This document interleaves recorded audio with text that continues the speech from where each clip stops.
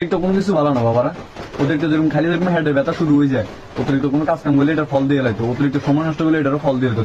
তোমরা বাবারা দাবি জানাইছো, ঠিক আছে, সচিবালয়ে তোমার দাবি জানাইছো, তো বলছো তো তোমার দাবিটা মানি নেবে। তোমরা হঠাৎ করে এত লাফাই গেলে কম করছো না, তোমরা এত শক্তি চলে এলে কম করছো। তোরা স্টুডেন্টের বিপক্ষে, তোমরা স্টুডেন্টের বিপক্ষে দাঁড়াই গেলে ঠাস করে বাবু তোমার যে পাওয়ার, তোমার যে বড় শক্তি চলিয়েছে, তোমার যে বাবুর চলিয়েছে কি আজকে কি আপনার গিয়ে চলিয়েছে নি? কে শোয়ার হয়েছে নি?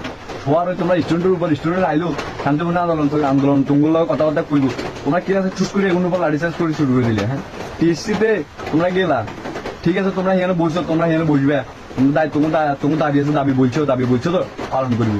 তোমরা ঠুস করে কি হলো করে আজকে হঠাৎ করে স্টুডেন্টের উপর অ্যাটাক মার দিলে কেন? তোমরা কি জানো না এই স্টুডেন্ট আমরা যারা স্টুডেন্ট আছি, আমরা তো এই তোমার স্বৈরাচার সরকার শেখ হাসিনার পতন করছি। স্বৈরাচার সরকার শেখ হাসিনার পতন করতে তো বেশি সময় লাগে না।